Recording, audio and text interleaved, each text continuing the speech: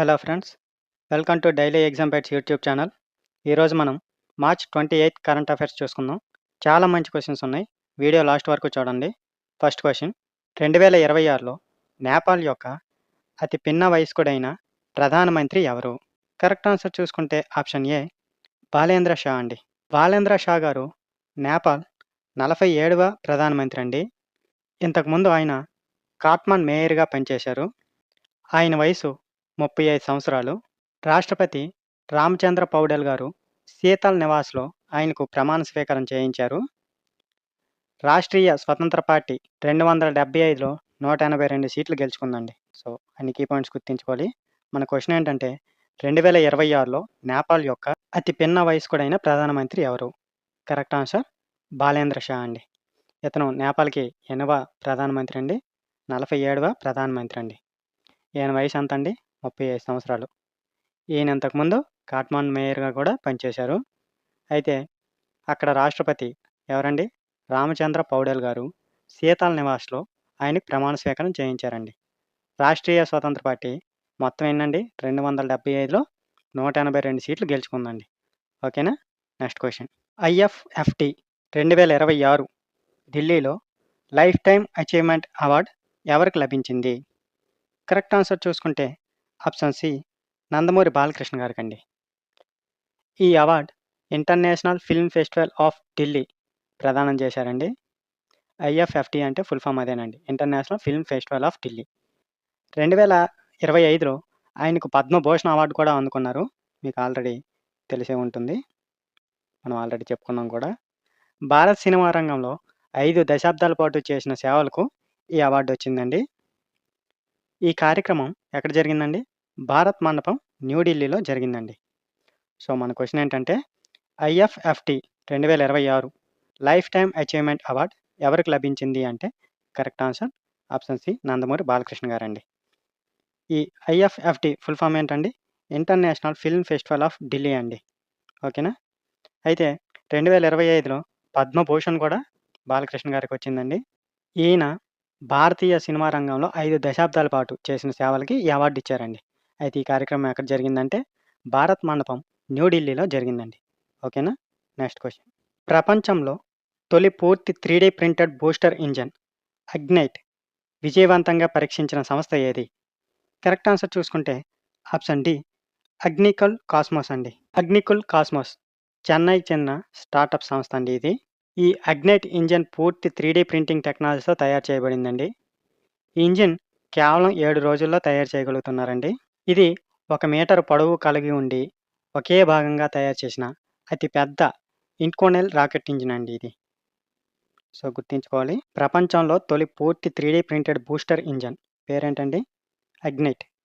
విజయవంతంగా పరీక్షించిన సంస్థ ఏది అంటే correct answer option D Agnikul Cosmos అండి. ఈ అగ్నికుల్ కాస్మోస్ చెన్నైకి చెందిన స్టార్టప్ కంపెనీ అండి ఇది.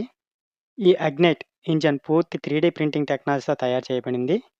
ఈ ఇంజిన్‌ను కేవలం 7 రోజుల్లో తయారు చేయగలుగుతున్నారు. ఇది 1 మీటర్ పొడవు కలిగి ఉండి ఒకే భాగంగా తయారు చేసిన అతి పెద్ద ఇన్కోనెల్ రాకెట్ ఇంజిన్ అండి ఇది. ఓకేనా? Next question. 275 కిలోమీటర్/అవర్ వేగంతో ప్రపంచంలోని మొదటి హై స్పీడ్ కార్గో బుల్లెట్ ట్రైన్‌ను ఏ దేశం ప్రవేశపెట్టింది? Correct answer option B Japan అండి. ఇది ప్రపంచంలోనే మొదటి కార్గో కోసం ప్రత్యేకంగా రూపొందించిన హై స్పీడ్ బుల్లెట్ ట్రైన్ అండి. ఇది షింకాన్సెన్ టెక్నాలజీ ఆధారంగా పనిచేస్తుంది. ఒక్క ట్రిప్‌లో సుమారు 1000 బాక్సులు లేదా 17.4 టన్నుల సరుకును తీసుకెళ్లదండి. ఇది వేగవంతమైన మరియు నమ్మదగిన సరుకు రవాణా వ్యవస్థను అందిస్తుందండి. సో, మన క్వెషన్ ఏంటంటే ఈ నంబర్ కూడా గుర్తుంచుకోవాలండి. 275 కిలోమీటర్/అవర్ వేగంతో ప్రపంచంలోని మొదటి హై స్పీడ్ కార్గో బుల్లెట్ ట్రైన్‌ను ఏ దేశం ప్రవేశపెట్టింది అంటే correct answer option B Japan అండి. ఇది ప్రపంచంలోనే మొదటి కార్గో కోసం ప్రత్యేకంగా రూపొందించిన హై స్పీడ్ బుల్లెట్ ట్రైన్ అండి. ఇది షింకాన్సెన్ టెక్నాలజీ ఆధారంగా పనిచేస్తుంది. ఒక్క ట్రిప్‌లో సుమారు 1000 బాక్సులు లేదా 17.4 టన్నుల సరుకును తీసుకెళ్లగలదండి.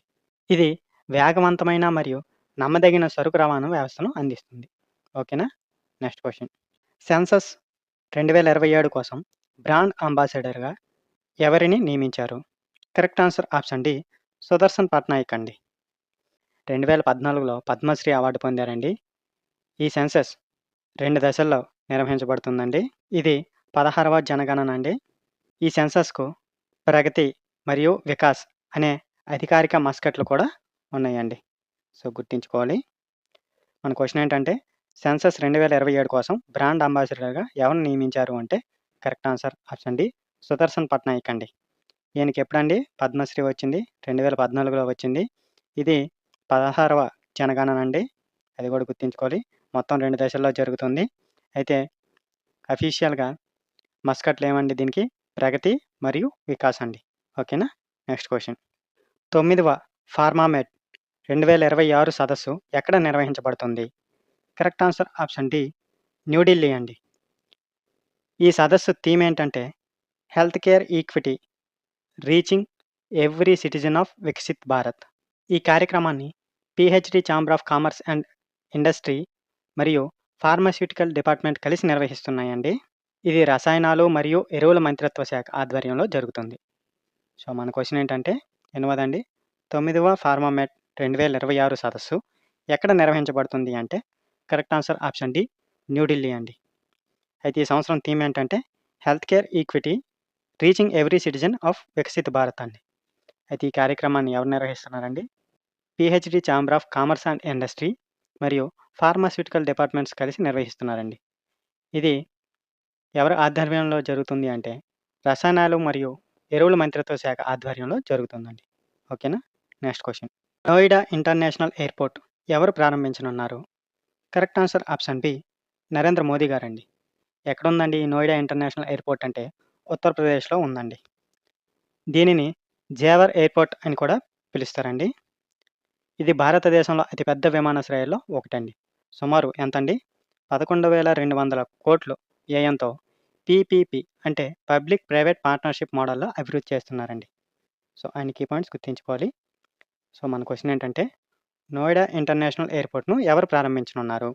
Correct answer option B Narendra Modi గారు. ఎక్కడుందండి ఈ నోయిడా ఇంటర్నేషనల్ ఎయిర్‌పోర్ట్ అంటే ఉత్తరప్రదేశ్‌లో ఉందండి. దానినే జేవర్ ఎయిర్‌పోర్ట్ అని కూడా పిలుస్తారండి.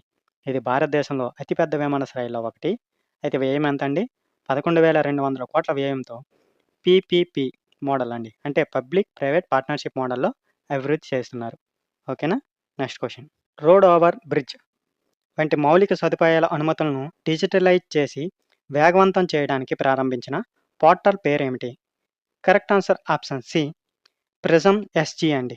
ప్రిజమ్ ఎస్‌జీ ఫుల్ ఫామ్ ఏంటంటే portal for rail road inspection and stages management steel girders అండి. ఈ పోర్టల్‌ను నితిన్ గడ్కరీ మరియు అశ్విని వైష్ణవ్ గారు ప్రారంభించారండి. ఇది ముఖ్యంగా రోడ్ ఓవర్ బ్రిడ్జ్ అనుమతులను వేగవంతం చేయడానికి ఉపయోగపడుతుందండి. ఈ వ్యవస్థ ద్వారా అనుమతుల సమయం 12 నెలల నుండి కేవలం 3-4 నెలలకు తగ్గుతుందండి. సో, మన క్వెషన్ ఏంటంటే రోడ్ ఓవర్ బ్రిడ్జ్‌ల వంటి మౌలిక సదుపాయాల అనుమతులను డిజిటలైజ్ చేసి వేగవంతం చేయడానికి ప్రారంభించిన పోర్టల్ పేరేమిటి? Correct answer prism SG. అంటే ఏంటండి full form? Portal for rail road inspection and stages management steel girders అండి. ఈ పోర్టల్‌ని ఎవరు ప్రారంభించారంటే నితిన్ గడ్కరీ మరియు అశ్విని వైష్ణవ్ గారండి. ఇది ముఖ్యంగా రోడ్ ఓవర్ బ్రిడ్జ్ అనుమతులను వేగవంతం చేయడానికి ఉపయోగపడుతుంది. అయితే ఈ వ్యవస్థ ద్వారా అనుమతుల సమయం 12 నెలల నుండి ఎంతకు తగ్గించారండి? 3 లేదా 4 నెలలకు తగ్గుతుందండి. ఓకేనా? Next question. Nokia India country business లీడర్‌గా ఎవరిని నియమించారు? Correct answer option D Samar Mittal అండి. సమర్ మిట్టల్ గారు ఏప్రిల్ 1, 2026 నుండి ఈ పదవిని స్వీకరించనున్నారండి.